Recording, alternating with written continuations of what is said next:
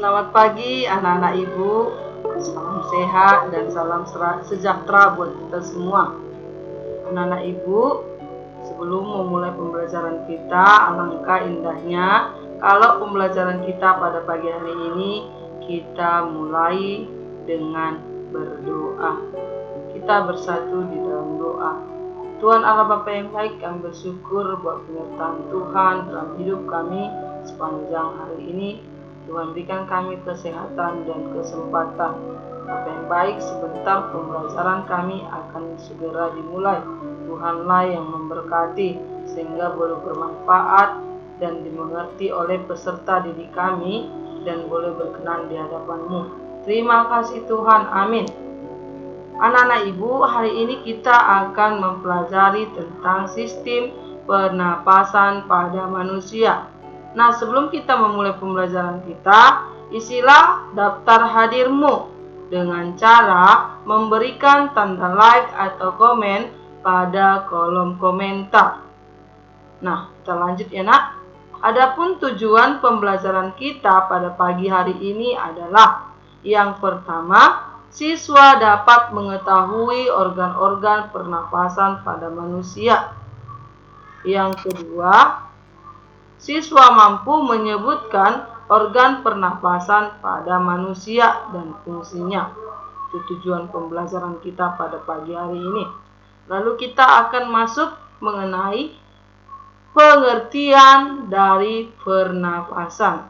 Nah, pernapasan atau kita sebut dengan respirasi adalah proses pengambilan oksigen atau O2 dan pengeluaran karbon dioksida atau CO2 untuk menghasilkan energi yang dibutuhkan oleh tubuh. Nah, itu dia pengertian pernapasan. Nah, anak-anak ibu pasti tahu karena kegiatan ini adalah kegiatan yang sering kali kita lakukan, ya.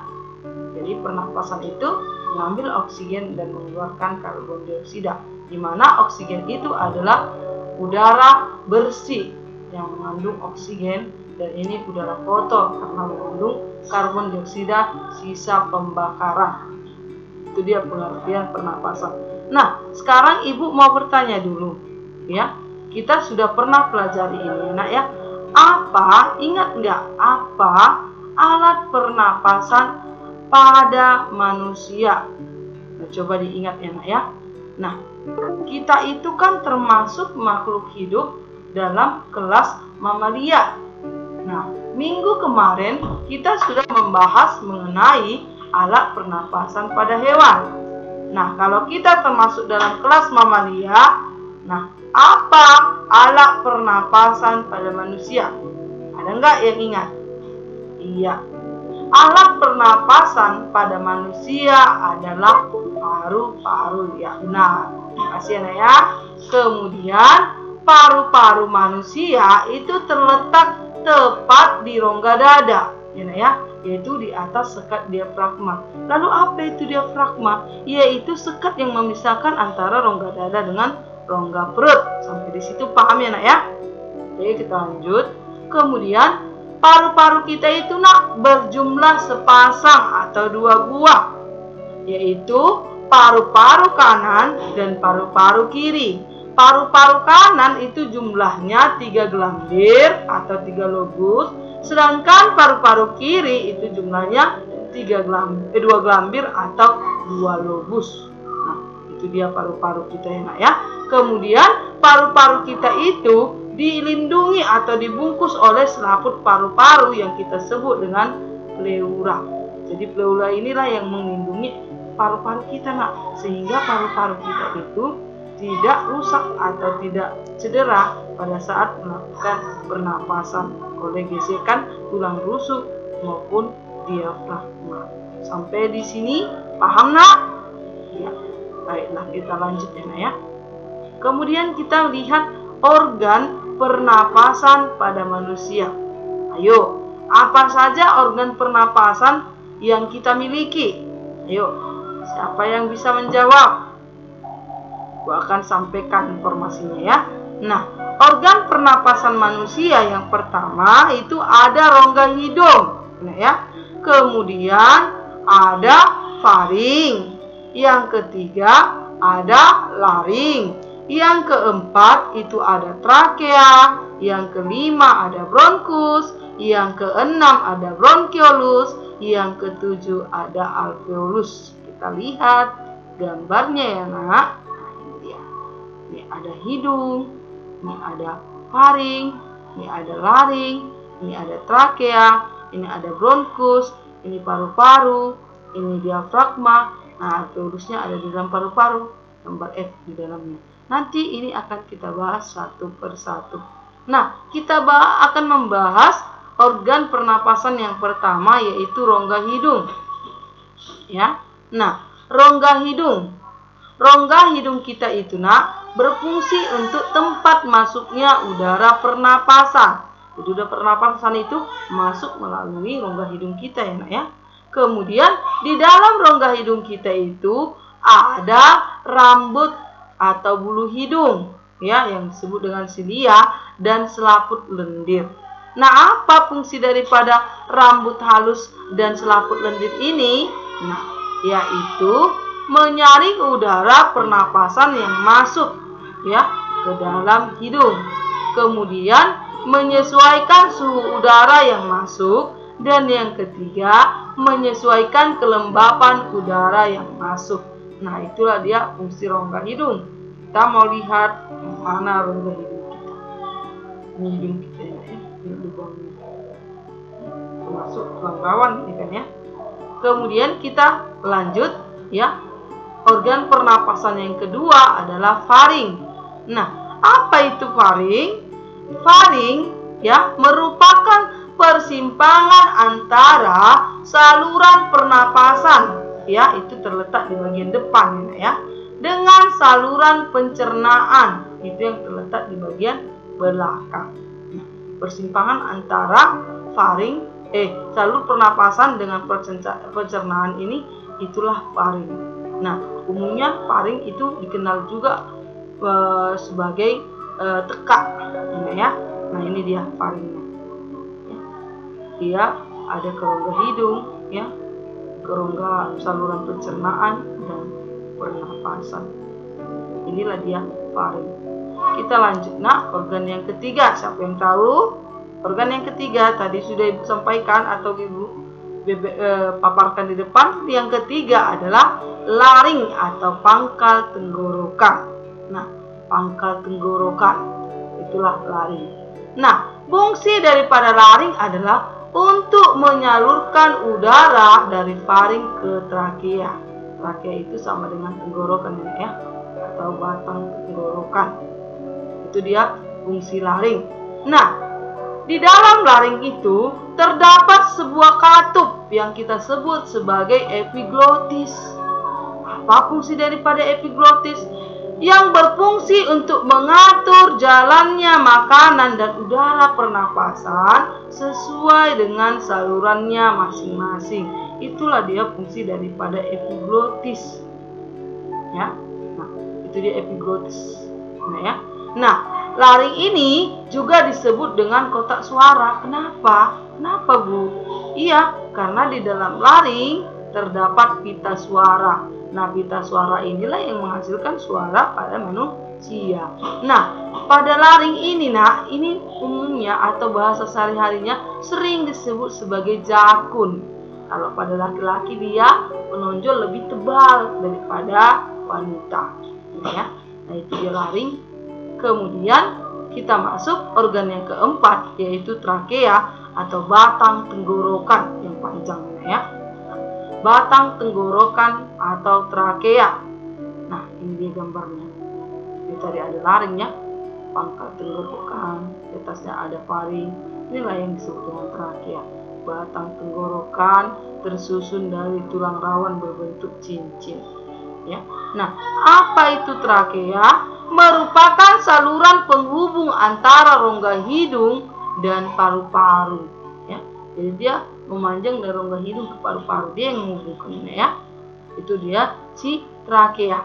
Kemudian di dalam trakea itu sendiri terdapat rambut-rambut getar atau silia yang menghasilkan lendir. Apa fungsinya? Yang berfungsi untuk menyaring dan mendorong keluar masuk debu dan bakteri yang masuk ke dalam paru-paru. Ya, kalau kita membuang dahak, ini ya, batuk berdahak itu keluar dari paru-paru. Nah, inilah kerja daripada si lendir dan bulu getah tadi.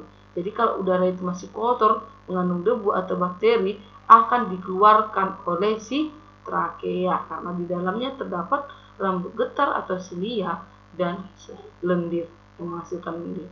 Ya. Kemudian sampai di sini paham ya? Paham ya, nak ya? Ya, ayo serius ya, diperhatikan baik-baik enak ya.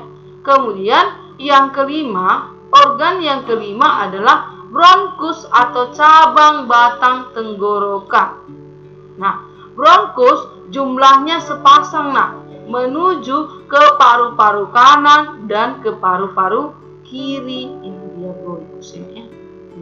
Ini 1, 2. Inilah bronkus, cabang dari trakea. Ya, disebut bronkus bercabang 2 kanan dan kiri. Ya, jumlahnya sepasang atau 2. Kita di trakea. Ya, seperti ini gambar paru-paru kita ini ya. Jadi hafal gambarnya. Nanti senang sekali buat soal dari gambar ya.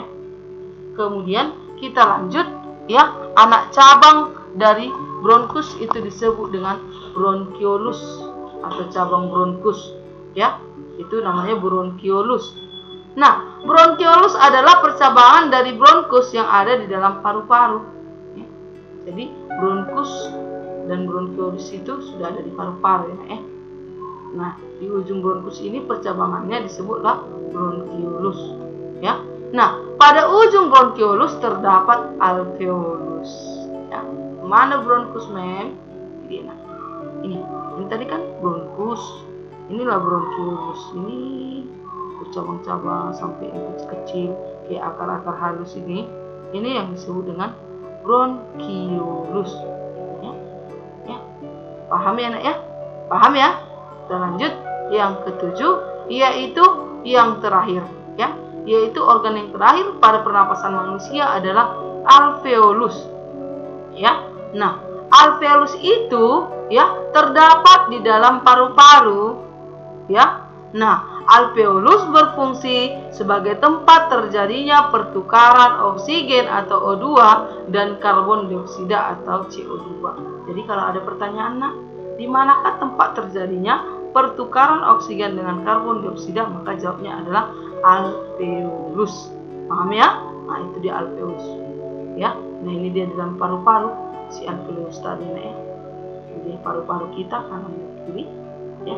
Bronkus ya, bronkiolus dan alveolus itu ada di dalam paru-paru. Nah, bronkiolus ini coba lihat gambarnya.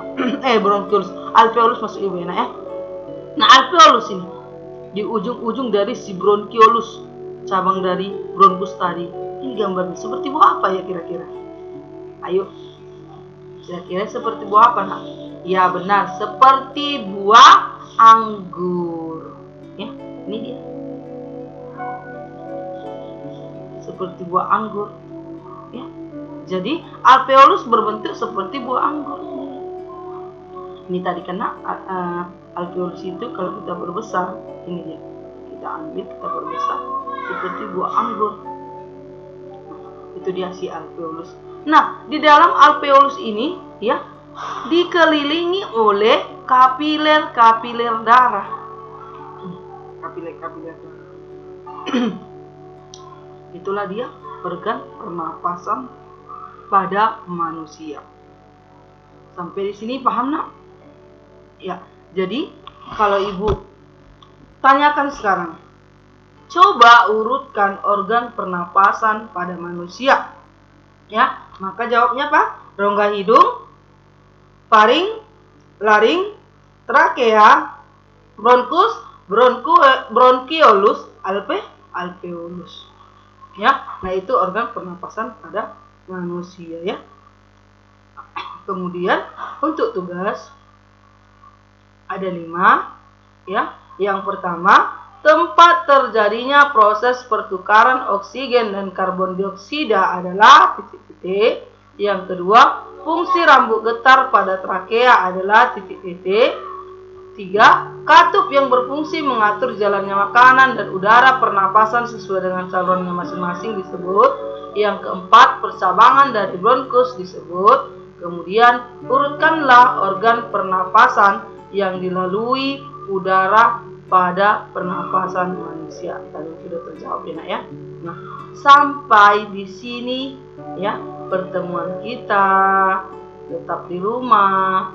Sampai bertemu di pembelajaran berikutnya. Apabila ada yang kurang dimengerti atau ada pertanyaan, boleh ditanyakan kepada Ibu melalui WhatsApp pribadi atau grup. Kemudian langsung juga boleh ditanyakan di kolom komentar di link Facebook grup kita. Terima kasih Nak atas perhatiannya. Tetap semangat dan jaga kesehatan. Salam sehat. Terima kasih. Selamat pagi semua. Sampai bertemu kembali.